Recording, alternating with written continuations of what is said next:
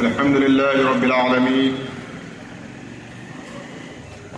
الصلاة والسلام على إمام الأنبياء والمرسلين، ثم الصلاة والسلام على إمام الأولياء الكاملين وعلى آلهما وأصحابهما أجمعين من يومنا هذا إلى يوم الدين. فأعوذ بالله من الشيطان الرجيم. بسم الله الرحمن الرحيم. رضي الله عنه ورضوا عنه.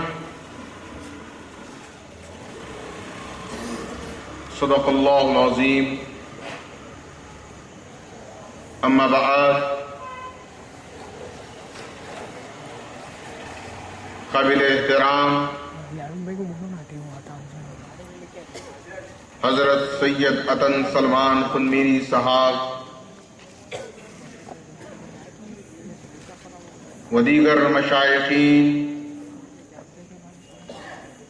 و دانشوران قوم، بزرگوں، پس پردہ خواتین اور میرے اولو العزم نوجوانوں، السلام علیکم ورحمۃ اللہ وبرکاتہ۔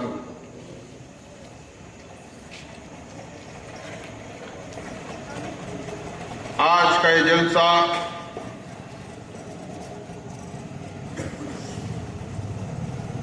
جہاں اس عنوان کے ساتھ منعقد کیا گیا ہے کہ شہادت مخصوصہ حضرت بندگی میاں شاہ خود میر صدیق ولایت رضی اللہ تعالی عنہ، جس میں یہ بات یقیناً ہر صاحب ایمان کے لیے باعث تقویت ایمان بھی ہے، اور وہیں پر خاص طور پر اس ناچیز کے لیے ایک اہم موقع ہے، چونکہ شاہ خود میر صدیق ولایت رضی اللہ تعالیٰ عنہ، جن کا مقام و مرتبہ، جن کی عظمت و بلندی ہم سب پر آیا ہے، اور لوگ یقیناً آپ سے آج بھی مستفیض ہو رہے ہیں، یقیناً لوگ آج بھی آپ سے صدقہ حاصل کر رہے ہیں۔ چنانچہ میں تاریخ کی کتاب کو کوئی حوالہ نہیں دینا چاہتا، نہ ہی کسی مصنف کی کتاب سے کوئی واقعہ بیان کرنا چاہتا ہوں، اور نہ ہی میں آپ کے سامنے کوئی ایسی خیالی بات کرنا چاہتا ہوں جس کو لوگ یہ کہیں کہ یہ عقیدت اور محبت میں سرشار ہو کر کہنے لگے ہیں، بلکہ میں خود اپنی ذات کے تعلق سے یہ بات آپ کے سامنے رکھنا چاہتا ہوں کہ آپ کو معلوم ہونا چاہیے کہ بندگی میاں شاہ خود میر صدیق ولایت رضی اللہ تعالیٰ عنہ کا وہ مقام و مرتبہ اور وہ منزلت ہے، جیسا کہ خود یہ ناچیز اپنے حافظے میں بھی اس بات کو محفوظ رکھتا ہے اور اپنے بزرگوں سے بھی اس کو سماعت کیا ہے کہ ایک موقع پر چاپنیر میں جہاں پر روضہ شاہ خود میر صدیق ولایت واقع ہے،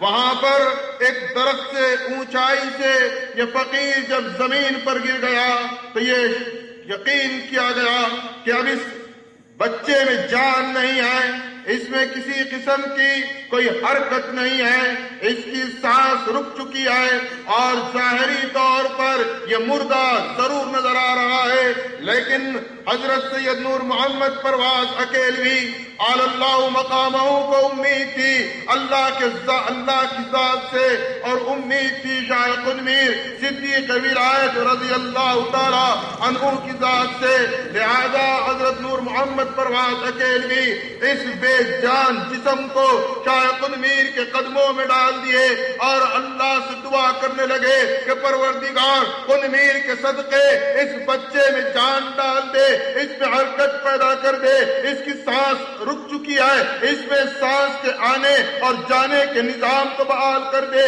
گڑ گڑانے لگے، دار و قطار رونے لگے۔ کچھ وقفہ ایسا ہی گزرا کہ اچانک اس بے جان جسم میں حرکت بھی پیدا ہوئی، سانس کی رفتار بھی جاری ہوئی اور اس جسم میں جان بھی آ گئی۔ لہذا آپ یاد رکھیں کہ آج یہ فقیر آپ کے سامنے گویائی کر رہا ہے۔ اسی واقعے کے تحت خطیب ملت مرشدنا و مولانا حضرت سید عبدالحی راشد منوری آل اللہ مقامہ نے فرمایا تھا کہ یہ میرا فرزند، یہ میرا بچہ دراصل میرے لیے انعام ہے میرے بندگی میاں کا، اور یہ بندگی میاں کا صدقہ ہے۔ تو گویا آج اس بندگی میاں کے صدقے کو یہ اعزاز اور شرف مل رہا ہے کہ آج بندگی میاں کی عظمت کو بیان کرے۔ یہ میرے لیے سب سے بڑے شرف کی بات ہے، جس کے لیے میں منتظمین جلسہ کا بے حد ممنون و مشکور ہوں کہ انہوں نے اس فقیر کا انتخاب کیا۔ عزیزان محترم، بندگی میاں شاہ قنمیر صدیق ولایت رضی اللہ تعالیٰ عنہ کی سیرت کے مختلف گوشوں کو آپ نے سماعت کیا۔ وہیں پر مقام شاہ قنمیر کے تحت آپ نے کئی مرتبہ اس واقعے کو سماعت کیا کہ شاہ قنمیر صدیق ولایت رضی اللہ تعالیٰ عنہ نے جب پہلی مرتبہ خلیفۃ اللہ مبین کلام اللہ امام آخر الزمان مہدی موعود علیہ السلام سے ملاقات کی، آپ نے فرمایا پھوٹ جائے بندے کی آنکھیں، بندے نے مہدی کو نہیں بلکہ خدا کو دیکھا۔ جواباً امام آخر الزمان خلیفۃ اللہ مبین کلام اللہ نے فرمایا کہ خدا اس خدا کو دیکھے، لہذا ہم اس روایت کو مانتے ہیں، اس کو تسلیم کرتے ہیں۔ اور پھر اس کے ساتھ ساتھ ہمارے علماء نے مختلف زاویوں سے اس کی تشریح بھی کی ہے اور اس کی وضاحت بھی کی ہے، لیکن یاد رکھیں مخالفین ہمیشہ یہ اعتراض کرتے ہیں کہ یہ کیسی مشرکانہ روایت ہے، معاذ اللہ اس میں کوئی شرک نہیں ہے۔ آپ کو اس کو سمجھنے کے لیے یا آپ کو سمجھانے کے لیے آئیے میں اس مقام پر لے کر چلوں جہاں پر خاتم النبیین محمد الرسول اللہ صلی اللہ علیہ وسلم تشریف فرما ہے۔ آپ کے اصحاب آپ کے ارد گرد جمع ہے، تمام اصحاب رسول کی محفل میں اللہ کا رسول موجود ہے کہ دفعتاً ابو جہل وہاں پر حاضر ہوتا ہے اور آپ صلی اللہ علیہ وسلم کے دو بدو بیٹھ جاتا ہے اور کہنے لگتا ہے کہ معاف فرمانا، نعوذ باللہ۔ وہ کہتا ہے ابو جہل اے محمد تمہارا چہرہ اتنا قبیح ہے، تمہاری صورت اتنی بدصورت ہے۔ وہ آپ کی برائیاں بیان کرتا ہے۔ آپ اندازہ کریں اصحاب رسول موجود ہیں، تمام صحابہ اس منظر کو دیکھ رہے ہیں کہ ابو جہل اللہ کے رسول کی شان میں گستاخی کر رہا ہے اور وہ رحمت للعالمین کی شان رکھنے والا پیغمبر مسکرا رہا ہے۔ اللہ کا رسول جب مسکراتا ہے صحابہ کے تیور بدلتے ہیں، جلال آمیز انداز میں ایک دوسرے کو دیکھنے لگتے ہیں۔ کبھی حضرت ابو بکر حضرت عمر کو اشارہ کرتے ہیں، تو کبھی حضرت علی حضرت عثمان کو اشارہ کرتے ہیں، تو کبھی حضرت عبد الرحمن ابن عوف کو اشارہ کرتے ہیں، اور تمام کی خواہش ہے کہ ابھی اسی موقع پر ابو جہل کا قتل کر دیا جائے۔ چونکہ ابو جہل اس قدر سخت گستاخی بارگاہ رسالت مآب صلی اللہ علیہ وسلم میں خود رسول مکرم کے سامنے کر رہا ہے، صحابہ کا یہ جلال اور ان کے غصے کا یہ عالم، لیکن کیا دیکھتے ہیں کہ رسول مکرم صلی اللہ علیہ وسلم مسکرا کر فرماتے ہیں صدقت یا ابا جہل، اللہ اکبر۔ یہ ایک منزل ایسی آئی اصحاب کے لیے کہ ابو جہل آپ کی برائی بیان کر رہا ہے اور آپ کہہ رہے ہیں اے ابو جہل تو نے سچ کہا ہے۔ صحابہ دم بخود ہیں کہ ابو جہل برائی بیان کر رہا ہے اور رسول مکرم اسے صداقت دے رہے ہیں کہ تو ابو جہل سچ کہہ رہا ہے۔ یہ معاملہ بڑا عجیب و غریب صحابہ کے لیے رہا کہ ایک شخص آ کر آپ کی برائی بیان کرے اور آپ اس کو صداقت سے معمور کریں کہ تو نے سچ کہا ہے۔ یہ بڑی عجیب و غریب کیفیت کے عالم میں ابو جہل رسول مکرم کی شان میں گستاخیاں کر کے واپس چلا جاتا ہے۔ محفل کے انداز کو، مجلس کے انداز کو بھاگ کر حضرت ابوبکر صدیق رضی اللہ تعالیٰ عنہ اللہ کے رسول کے سامنے زانو ادب طے کرتے ہیں اور فرماتے ہیں یا رسول اللہ، آپ کا چہرہ تو والضحیٰ کا مکھڑا ہے، آپ کی زلفیں تو واللیل کی زلفیں ہیں، آپ کا چہرہ اور آپ کے صدر مبارک تو علم نشرہ کا چہرہ ہے۔ یا رسول اللہ، اللہ نے سب سے زیادہ آپ کو حسین و جمیل بنایا، دنیا کے سب سے زیادہ خوبصورت آپ کو اللہ نے بنایا۔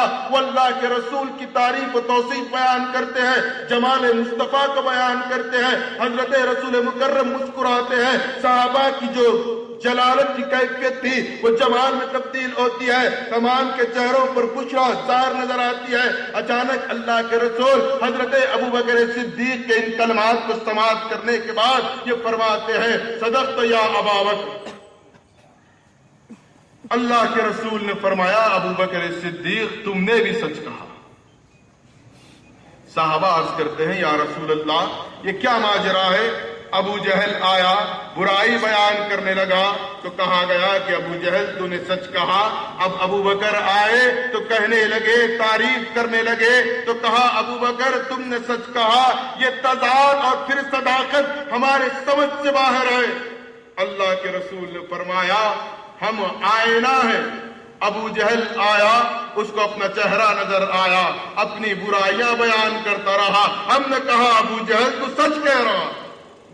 ابو بکر آئے تو وہ ایمان کے ساتھ آئے، وہ اپنے حسن و جمال کو ہمارے آئینے میں دیکھ رہے تھے اور تعریف و توصیف بیان کر رہے تھے، لہذا ہم نے کہا کہ ابو بکر نے سچ کہا۔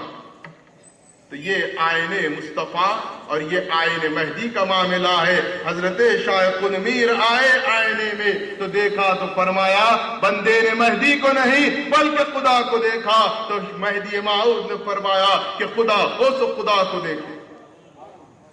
عزیزان محترم، قوم مہدویہ بالخصوص قوم مہدویہ کی پہچان قوم افغان اور پھر اس کے ساتھ ساتھ آج کے اس موجودہ دور میں بعض افراد ترک مہدویت کر کے کہتے ہیں ہم مسلمان ہو گئے، ہم کلمہ لا الہ الا اللہ پڑھنے والے ہو گئے۔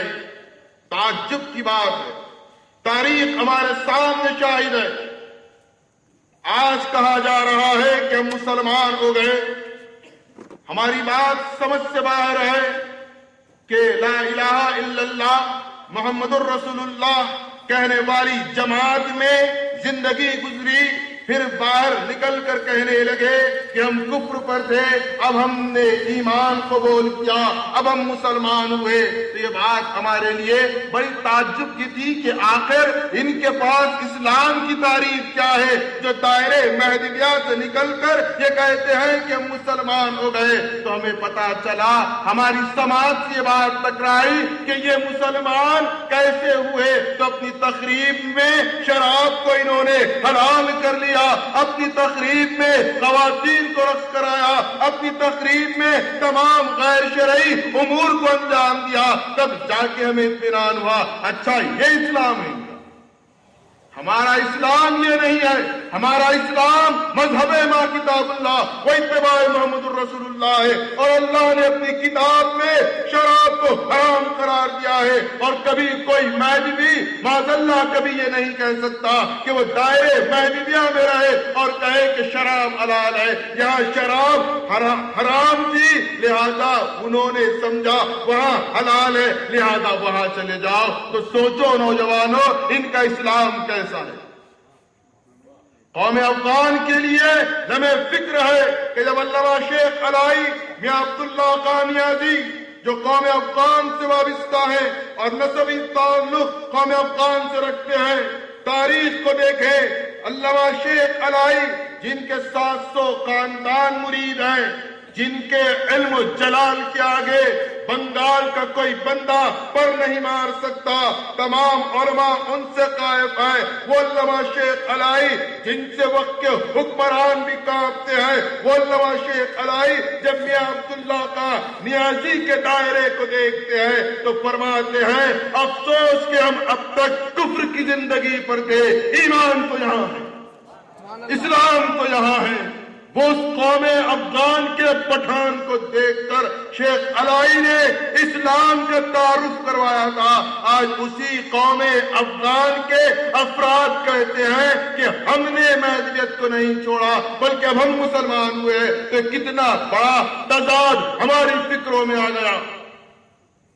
نوجوانوں، یقیناً آج ہمارے لیے ایک آزمائش کا وقت ہے، لیکن اس آزمائش میں آپ کو اپنے اسلاف کے یقین کے ساتھ رہنا ہے، ایمان کے ساتھ یقین ضروری ہے۔ اور اگر آپ سیاسی قیادت کرنا چاہتے ہیں تب بھی ہمارے پاس نمونہ موجود ہے جس کو ساری دنیا قائد ملت کے نام سے جانتی ہے۔ نواب محمد بہادر یار جنگ کی طرح آپ سیاسی قیادت کریں، دنیا آپ کے قدموں میں ہوگی۔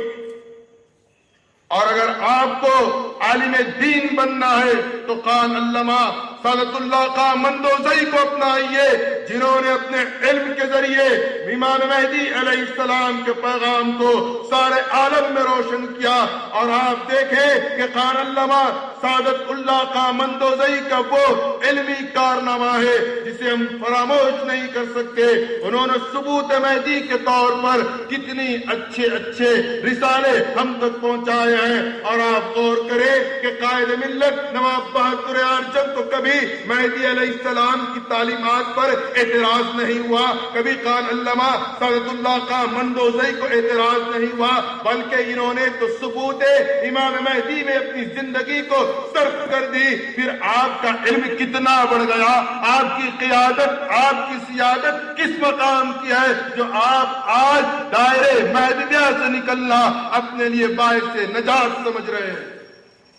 تصور کریں اور غور کریں، اور اگر فقیری اختیار کرنا ہے تو نعمت اللہ خان صوفی کی طرح فقیری کو اختیار کرے کہ وہ فقیر ہوئے، اللہ کے لیے دنیا کو ترک کیا، اور جب ان کے مرشد نے انہیں منصب ارشاد کی اجازت دی، افعال ارشادی کی اجازت دی، لیکن انہوں نے کبھی کسی کو مرید نہیں کیا، بلکہ جو خان صوفی سے محبت رکھتے تھے انہوں نے اپنے چاہنے والوں کو اپنے مرشد کے حوالے کیا۔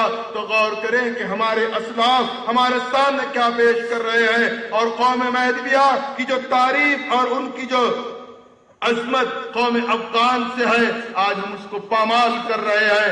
آپ کو معلوم ہونا چاہیے کہ امام آخر الزمان مہدی موعود علیہ السلام کے دائرے میں محمد سلطان خان نام کے بھی ایک صحابی گزرے ہیں، جن کے تعلق سے مورخین یہ کہتے ہیں کہ یہ علی زئی قبیلے کے جد اعلیٰ ہیں۔ تو غور کریں کہ قوم افغان کے افراد بھی اصحاب مہدی میں شریک ہیں، ابراہیم خان دولت زئی بھی صحابی مہدی موعود ہیں۔ تو غور کریں کہ یہ تعلق اور یہ رشتہ ہمارا اور آپ کا کہاں سے ہے۔ پھر آج یہاں آ کر یہ کیا معاملہ ہوا، یہ کیسا مسئلہ ہوا کہ ہم نے مہدویت کو ترک کرنا اپنے لیے سب سے بڑا اعزاز سمجھا۔ معاف فرمانا، آپ اس غلط فہمی سے اپنے آپ کو نکال لیں اور اس بات کو جان لیں کہ ہمارا عقیدہ، ہمارا ایمان سچا ہے، جس کی سچائی کو ثابت کرنے کے لیے شاہ قنمیر نے شہادت حاصل کی ہے۔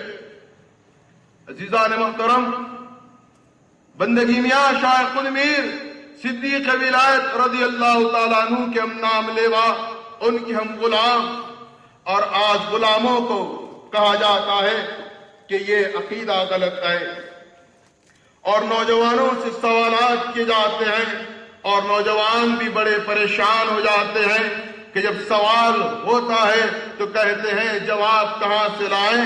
آپ جواب بعد میں دیکھیں، پہلے آپ ان سے بھی سوال کریں۔ یہ آپ سے کہتے ہیں بغیر رفع ایدین کے نماز نہیں ہوتی، تو ان سے پوچھیں کہ قرآن میں رفع ایدین کا ذکر کہاں اور کس آیت میں ہے؟ ان سے پوچھیں، یہ کہتے ہیں بہر عام بدعت ہے، تو پوچھیں ختم درس بخاری کہاں سے ثابت ہے؟ کس حدیث سے آپ ثابت کریں گے کہ درس ختم بخاری یقیناً ضروری ہے؟ آپ ان سے سوال کریں۔ اگر یہ ہم سے سوال کرتے ہیں، نہ صرف ہم سے بلکہ ہمارے اسلاف سے بھی سوال کیا گیا۔ چنانچہ ایک موقع پر شاہ خود میر صدیق ولایت رضی اللہ تعالیٰ عنہ بھی موجود ہیں، دیگر اصحاب امام آخر الزمان بھی موجود ہیں، اور یہ مسئلہ درپیش ہے کہ مخالفین سے مباحثہ و مناظرہ ہوگا، وہ دلائل طلب کریں گے تو ہم کس طرح ثبوت اور حجت کے لیے کس کو ہم اپنے لیے استعمال کریں گے۔ مختلف افراد نے مختلف باتوں کو پیش کیا، لیکن شاہ خود میر صدیق ولایت رضی اللہ تعالی عنہ ایسے ہی اولو العزم افراد کے متعلق اللہ نے قرآن میں فرمایا رضی اللہ عنہم ورضوا عنہ۔ شاہ خود میر صدیق ولایت اپنے لبوں کو جنبش دیتے ہیں، فرماتے ہیں کہ اگر کوئی مخالف بندے کے سامنے آ جائے اور ثبوت مہدی حدیث سے طلب کرے تو بندہ حدیث رسول مقبول سے ثبوت مہدی کو پیش کرے گا، اور اگر کوئی کہے کہ قرآن سے مہدی کا ثبوت پیش کیا جائے تو شاہ خود میر صدیق ولایت نے فرمایا کہ الف لام میم کے الف سے لے کر والناس کی سین تک بندہ ہر لفظ سے ثبوت مہدی پیش کرے گا۔ وہ تو ہمارے آقا اور امام ہیں، یقیناً ہمارا یہ یقین ہے اگر شاہ خود میر صدیق ولایت چاہتے تو الف لام میم کے الف سے لے کر والناس کی سین تک ثبوت مہدی کو قرآن سے پیش کرتے۔ لیکن میں آپ کو بتاؤں، جیسا کہ میں نے اپنے تعارف پہ کہا ہے کہ میں صدقہ ہوں شاہ خود میر کا، لہذا میں آپ ایک صدقے کی بات کو سماعت کرے کہ اگر جہاں یہ شاہ خود میر کا فرمان ہے وہیں پر حضرت عبداللہ ابن عباس امام المفسرین کی یہ تفسیر ہے الف لام میم کے متعلق۔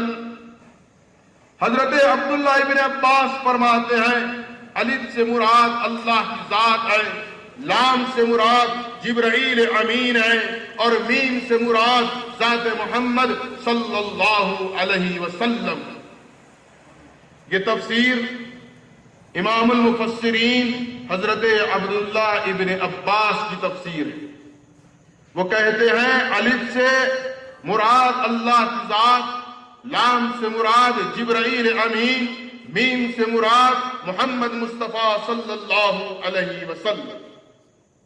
آئیے اب آپ دیکھیں الف لام میم، میم مشدد ہے، میم پر تشدید ہے، اور عربی کا قاعدہ ہے کہ دو میموں کو جمع جب کیا جاتا ہے تو اس پر تشدید لگا دی جاتی ہے۔ اب ہم میموں کو کھول دیں تو ایک میم سے محمد تو دوسرے میم سے مہدی۔ عزیزان محترم، آج ہمیں ضرورت اس بات کی ہے کہ ہم شاہ خود میر کی شہادت کو دیکھیں۔ ہم مہدویوں کے لیے دلائل کی ضرورت نہیں ہے، ہم مہدویوں کے لیے مزید کسی کتاب کی ضرورت نہیں ہے، ہمارے لیے ہمارے آقا شاہ خود میر کی شہادت کافی ہے، جنہوں نے اتمام حجت امام مہدی میں اپنی شہادت کو پیش کیا۔ آپ غور کریں کہ خلفاء اللہ جب بشارت دیتے ہیں تو ان کی بشارت کا پائے تکمیل کو پہنچنا بے حد اہم اور ضروری ہو جاتا ہے۔ جیسا کہ اللہ کے رسول نے ایک بشارت دی، اللہ کے رسول نے ایک روایت کو بیان کیا۔ آپ دیکھیں حدیث رسول ہے جس کو ترمذی نے بھی بیان کیا، ابو داؤد نے بھی بیان کیا کہ فتناک قطع اللیل المظلم یصبح مؤمنا ویمسی کافرا۔ یہاں تک اس حدیث کو امام ترمذی اور امام ابو داؤد نے بیان کیا کہ فتناک قطع اللیل المظلم یصبح مؤمنا ویمسی کافرا، یعنی ہماری ملت پر ایسے فتنے ظاہر ہوں گے جو ایک اندھیری رات کی طرح ہوں گے۔ صبح ان شخص مسلمان ہوگا، شام میں کافر ہو جائے گا۔ اسی حدیث کو حضرت ابو ہریرہ سے امام مسلم نے اپنی صحیح میں درج کیا تو انہوں نے کہا یمس مومنا ویصبح کافرا۔ یہاں پر آپ دیکھیں کہ اللہ کے رسول یہ بشارت دے رہے ہیں کہ امت پر ایسا فتنہ آئے گا، صبح ایک شخص اچھا بھلا ایمان والے گھر میں اٹھے گا، ایمان والوں میں پیدا ہوگا، شام ڈھلتے ڈھلتے وہ کافر ہو جائے گا۔ اب آپ کیا اس حدیث کی تشریح میں یہ مطالبہ کریں گے کہ اگر کوئی شخص مسلمان تھا کافر ہو گیا تب اس کی پیشانی پر کافر لکھا ہو جائے، یا آپ یہ مطالبہ کریں گے کہ ہاتف غیبی سے آواز آئے یہ مومن تھا یہ کافر ہو گیا؟ نہیں، بلکہ حدیث رسول بتا رہی ہے کہ اللہ کے رسول یہ بتا رہے ہیں کہ صبح وہ مومن رہے گا اور شام ہوتے ہوتے وہ کافر ہو جائے گا، اور کوئی شام میں کافر رہے گا صبح ہوگا تو مومن ہوگا۔ لہذا آپ بشارت رسول مکرم کو دیکھیں، صحابہ کا یہ ایمان و یقین تھا کہ اگر آپ سراقہ ابن ملجم سے یہ کہے ہیں کہ تمہارے ہاتھ میں قیصر و کسرا کے کنگن ہوں گے، تو سراقہ ابن ملجم کا وہ ایمان تھا، وہ کہتے ہیں کہ مجھے موت نہیں آ سکتی جب تک کہ کسرا کے کنگن میں اپنے ہاتھوں میں نہ پہن لوں، چونکہ اللہ کے رسول کی بشارت ہے اور یہ ہو کر رہے گی۔ لہذا اس حدیث میں بیان کیا گیا کہ صبح انسان مومن ہوگا، شام میں کافر ہو جائے گا، یا شام میں کافر ہوگا صبح مومن ہو جائے گا۔ تو آپ اب مطالبہ کریں گے کہ اس کی پیشانی پر لکھا ہو، یا ہاتف سے غیبی سے آواز آ جائے، یا کوئی ندا دینے والا ندا دے کر کہے۔ لیکن آپ اپنے محلے میں دیکھیں، آپ اپنے معاشرے میں دیکھیں یہ حدیث کس طرح صحیح اور ثابت آ رہی ہے۔ صبح اچھے بھلے مہدوی ہوتے ہیں، شام ڈھلتے ڈھلتے پتہ نہیں کہاں چلے جاتے۔ اور افسوس، اتنا بڑا افسوس، جا کہاں رہے ہیں انہیں پتہ نہیں۔ ہم یہ چاہتے ہیں کہ وہ جائیں تو یہ بتا کر جائیں کہاں جا رہے ہیں، اور جہاں جا رہے ہیں ذرا ان کا بھی حال دیکھ کر جائیں کہ وہ کس حال میں ہیں۔ آپ ان سے بھی واقف ہوں کہ وہ کیا عقائد رکھتے ہیں، آپ ان سے بھی جانیں ان کے عقائد کیا ہیں۔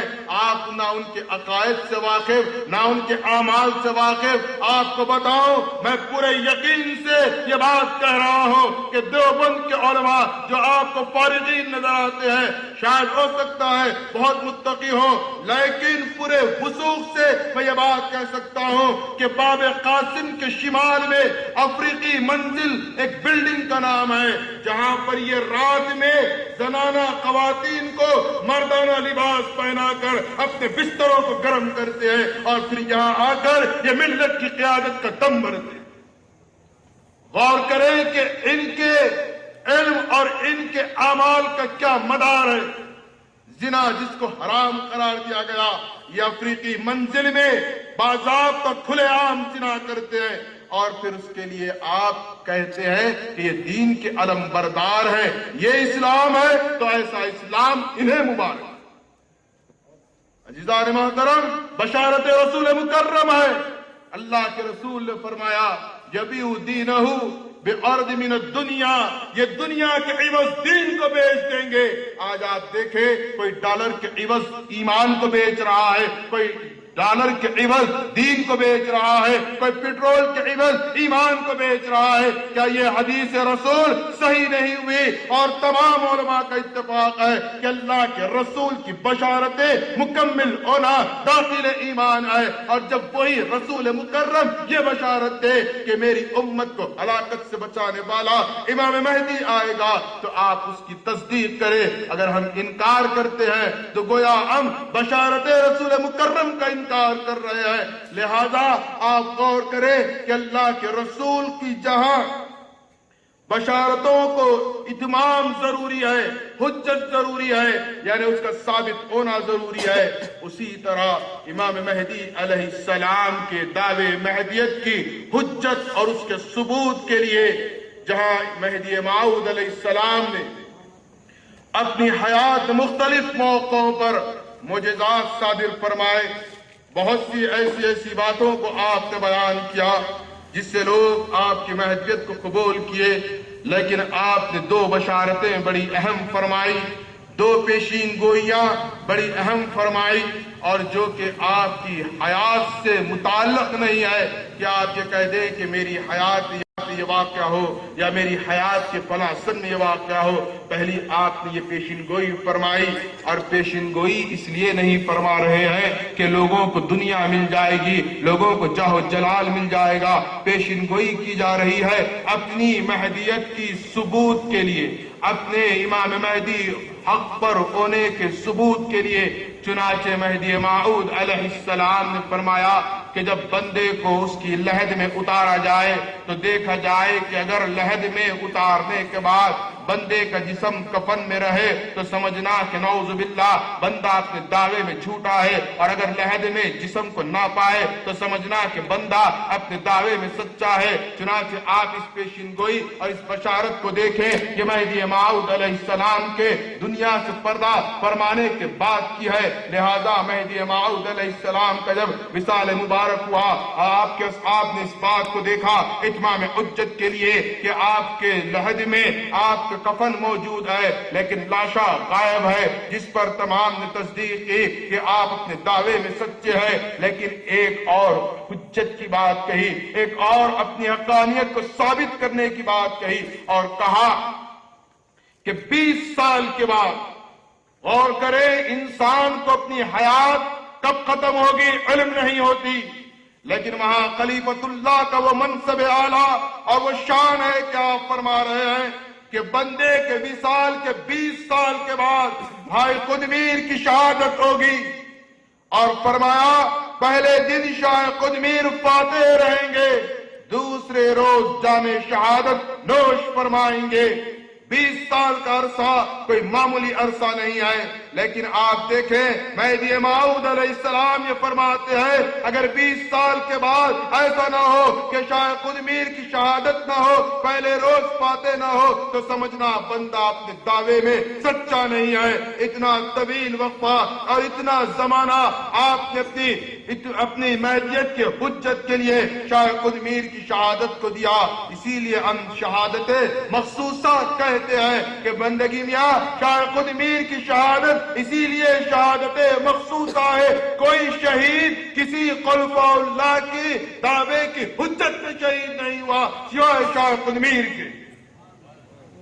لہذا آپ دیکھیں 20 سال کا عرصہ گزر رہا ہے، شاہ قدمیر صدیق ولایت رضی اللہ تعالیٰ عنہ کا چہرہ حشاش و بشاش ہے، نہ کسی بات سے آپ پر کبھی کوئی علم آیا، نہ آپ کبھی رنجیدہ ہوئے، نہ کبھی آپ پریشان ہوئے، پورے اطمینان اور سکون سے آپ حیات گزار رہے ہیں۔ پوچھنے والے پوچھتے ہیں کیا شاہ قدمیر آپ کو یہ اطمینان اور یہ سکون؟ تو شاہ قدمیر فرماتے ہیں پتہ نہیں ہے، ہمارے امام نے فرمایا ہے کہ 20 سال کے بعد بندہ اپنے امام کی مہدیت کی حجت کے لیے شہید ہونے والا ہے، اور مجھے پورا یقین ہے 20 سال کے عرصے میں ملک الموت میرے قریب نہیں آ سکتی، اور نہ میں اس دنیا سے جا سکتا ہوں جب تک کہ مہدی کی بشارت مکمل نہ ہو جائے۔ چنانچہ وقت گزرتا گیا، حالات بدلتے رہے، ایک موقع ایسا بھی آیا کہ مظفر نے درباریوں کو جمع کیا۔ یہاں ایک بات اور کہتا چلوں، آپ سے پہلے ایک سوال کرتا ہوں میں، آپ بتائیے بلا لحاظ مذہب و مسلک تمام عالم اسلام کے لوگ کیا یزید نام رکھتے ہیں؟ شیعہ تو چھوڑ دیں، کیا اہل سنت والجماعت یزید نام رکھتے ہیں؟ کیا اہل حدیث غیر مقلد یہ یزید نام رکھتے ہیں؟ کیا یہ دیوبندی اپنے بچوں کا نام یزید رکھتے ہیں؟ بتائیے کون سا فرقہ مسلمانوں میں ایسا ہے جو یزید نام رکھتا ہے؟ ہاں اگر آپ پوچھیں تو ہم بتا سکتے ہیں شداد نام رکھتے ہیں۔ آپ کو تعجب ہوگا کہ شداد جس نے جنت بنائی اس کا نام، ہاں بالکل شداد لوگ عرب میں نام رکھتے ہیں، بڑے بڑے محدثین شداد نام سے گزرے ہیں، لیکن کیا کوئی یہ بتا سکتا ہے کہ کسی نے یزید نام رکھا ہے؟ تو مجھے بتائیے، ہاں فلاں جماعت میں فلاں شخص نے اپنے بچے کا نام یزید رکھا ہے۔ آئیے ہم پوچھتے ہیں یہ یزید نام کیوں نہیں رکھتے؟ کیا قرآن میں لکھا ہے یزید نام مت رکھو؟ کیا حدیث رسول میں ہے یزید نام مت رکھو؟ کہاں لکھا ہوا ہے کہ نام یزید سے پرہیز کیا جائے اور جب بھی یزید کا نام آ جائے تو لعنت بھیجی جائے؟ ہر مسلمان سب کے دل سے کہے گا وہ اہل بیت کا دشمن، اس نے امام حسین کو قتل کیا، لہذا ہم حسین کے دشمن، آل رسول کے دشمن کا نام اپنی نسلوں میں نہیں رکھتے۔ اور یاد رکھیں، جہاں اس بات پر محبت نے یہ اتفاق کیا کہ یزید کا نام نہ رکھا جائے، اگر یزید کا نام رکھیں گے تو اس کے صفات بھی آئیں گے، وہ آل رسول کا دشمن بھی ہوگا، وہ حسین کا مخالف بھی ہوگا، وہ شریعت کا مذاق بھی اڑائے گا، وہ شریعت کو پامال بھی کرے گا۔ اسی طرح ہمارا یہ ایمان ہے کہ ہم مظفر نام نہ رکھیں، اور تاریخ میں بھی شاہد ہے جب تک کسی نے اپنے بچے کا نام مظفر رکھا ہے وہ ایمان سے گیا اور اس نے قوم و ملت میں فتنہ برپا کیا۔ یہ اس کی نہیں، بڑوں کی غلطی ہے۔ عزیزان محترم، بندگی میاں شاہ خود میر صدیق ولایت رضی اللہ تعالیٰ عنہ کہ دشمن مظفر نے جب یہ سازش رچی اور کہا کہ بندگی میاں شاہ قنمیر کا مقابلہ کرنا ہے، وہ ایمان نہیں لائے تھے درباری، لیکن انہیں امام مہدی کے فرمان پر یقین تھا۔ کہتے ہیں نہیں مظفر، اگر ہم شاہ قنمیر سے مقابلہ کریں گے تو ہم نے سن رکھا ہے کہ ان کے امام مہدی نے کہا ہے کہ پہلے دن قنمیر فاتح رہیں گے۔ دیکھیں ایمان نہیں ہے لیکن فرمان امام مہدی پر کتنا بڑا یقین ہے۔ لیکن دنیا کی لالچ یبیع دینہ بعرض من الدنیا کے تحت اینل تیار ہو جاتا ہے۔ غور کریں، اینل نے ساری تیاری لشکر جرار لے کر آیا، کس کے مقابلے؟ ظاہری طور پر دائرے کے چند نہتے فقراء، اسباب و آلات و اسلحہ کے ان کے پاس کوئی فراہمی کا ذریعہ نہیں، وہ بالکل کمزور ناتواں، لیکن ان کے پاس طاقت و قوت صرف ایمان کی ہے۔ اور ادھر اینل کا یہ لشکر جرار پورے شان و شوکت سے آیا، شاہ قنمیر کو اطلاع دی گئی۔ آپ غور کریں، شاہ قنمیر کے مزاج کو دیکھیں، شاہ قنمیر کے ایمان و یقین کو دیکھیں۔ آپ کو اطلاع دی جاتی ہے کہ مظفر کے حکم پر اینل نے اپنی فوج کو تیار کیا ہے اور آپ پر حملہ آور ہونے والا ہے۔ شاہ قنمیر مسکرا دیتے ہیں، اللہ کا شکر بجا لاتے ہیں، پروردگار کے آگے گڑ گڑاتے ہیں اور کہتے ہیں مولا اب وقت آ گیا ہے، اب وہ موقع ہے کہ میں اپنی جان دے کر مہدویت کی جان کو بچا لوں۔ آپ غور کریں، دنیا کا دستور ہے، بشری تقاضا ہے، کوئی رنجش کوئی جنبش شاہ قنمیر کے شکم پر چہرے مبارک پر نہیں آئی، بلکہ آپ پوری تمانیت کے ساتھ سکون و صبر کا پے کر رہے، یہاں تک کہ اطلاع ملی کہ اب فوج آپ پر حملہ کرنے کے لیے تیار ہے۔ آپ جب میدان کا رخ کرتے ہیں تو آپ اس منظر کو دیکھیں کہ شاہ قنمیر صدیق ولایت نے 20 سال اس امید میں گزارے، اس انتظار میں گزارے کہ کبھی موقع آ جائے تو میں مہدی علیہ السلام کی اس پیشین گوئی، اس بشارت کو ثابت کر دوں کہ میں اپنی جان اللہ کے حوالے کر دوں اور میرے ایمان کی مہدیت کو سچا ثابت کر دوں۔ چنانچہ ایک موقع جنگ کا ایسا آیا، آپ مخالف کے مد مقابل ہیں کہ اچانک آپ سے گفتگو کی جانے لگی، فحش کلامی کی جانے لگی، دنیا کی باتیں کی جانے لگی۔ اب دنیا یہ دیکھ رہی ہے شاہ قنمیر 20 سال جس کے انتظار میں زندگی گزارا، شاہ قنمیر نے اپنی جان اسی لیے بچا کر رکھی کہ وقت آ جائے تو نام مہدی پر اپنے آپ کو قربان کر دے۔ لیکن دفتن کیا دیکھتے ہیں، یہ منظر بڑا عجیب و غریب ہوتا ہے کہ شاہ قنمیر صدیق ولایت میدان جنگ پر ہے کہ اچانک آپ جیسے ہی مخالف سے گفتگو کرتے ہیں آپ اپنے گھوڑے کو پیچھے لے لیں۔ غور کریں کہ شاہ قنمیر صدیق ولایت رضی اللہ تعالیٰ عنہ اپنے گھوڑے کو پیچھے لے لیتے ہیں۔ ایک مقام حیرت ہے، اتمام حجت کے لیے 20 سال کا انتظار کیا گیا، لیکن مد مقابل فوج کو آتا دیکھا، فوج سے کلام کیا تو اپنے گھوڑوں کو پیچھے ہٹانا شروع کیا۔ آپ کے ساتھی پوچھتے ہیں بندگی میاں یہ کیا ماجرا ہے؟ آپ اس منظر کو دیکھیں، دشمن بھی پریشان ہے کہ شاہ قدمیر آج ہم سے پیچھے کیوں ہٹ رہے ہیں۔ حاشیہ نشینان بزم وحدت بھی اس منظر کو دیکھ رہے ہیں، وہ قدمیر جو مہدی علیہ السلام کی مہدیت کی حجت کے لیے قربان ہونے والا ہے، آج وہ پیچھے ہٹ رہا ہے۔ شاہ قدمیر سے پوچھا گیا کہ بندگی میاں یہ کیا بات ہے؟ تو شاہ قدمیر صدیق ولایت رضی اللہ تعالیٰ عنہ نے فرمایا، بندہ اپنی ذات کے لیے لڑائی نہیں کرتا، انہوں نے ہم سے فحش کلامی کی ہے، گالی گلوچ کی ہے، دنیا کی بات درمیان میں کی ہے، ہماری جنگ اللہ کے لیے ہے، دنیا کے لیے نہیں ہے۔ اور اگر بات دنیا کی آ جائے گی تو قدمیر کبھی حملہ نہیں کرے گا اور نہ کبھی قدمیر ان سے مقابلہ کرے گا۔ ہاں دین حق کی بات آئے گی، امام مہدی کی مہدیت کی بات آئے گی تو بندہ سب سے آگے رہے گا۔ چنانچہ جب بات وہ کہتے ہیں کہ بندگی میاں شاہ قدمیر صدیق ولایت رضی اللہ تعالیٰ عنہ کو یہ کہا جاتا ہے کہ ہم سے آپ کی دشمنی کوئی ذاتی نہیں ہے، بلکہ جس کا آپ نام لیتے ہیں، جس کو آپ نے امام مانا ہے، ان کی تصدیق سے منحرف ہو جائیں تو ہم آپ سے جنگ نہیں کریں گے۔ تو شاہ قدمیر فرماتے ہیں ہاں یہ موقع ہے کہ اب ہم ان سے جنگ کریں گے۔ تو غور کریں شاہ قدمیر صدیق ولایت رضی اللہ تعالیٰ عنہ میدان جنگ میں ہے اور مخالف ہزاروں کا لشکر ہے، لیکن شاہ قدمیر کے استقلال اور آپ کے عزم کو دیکھیں کہ آپ فرماتے ہیں آج اگر ساری دنیا قدمیر کے مقابلے کے لیے آ جائے تو اکیلا قدمیر کافی ہے۔ پوچھا گیا کہ یہ یقین اور یہ عزم آپ کو کیسے نصیب ہوا؟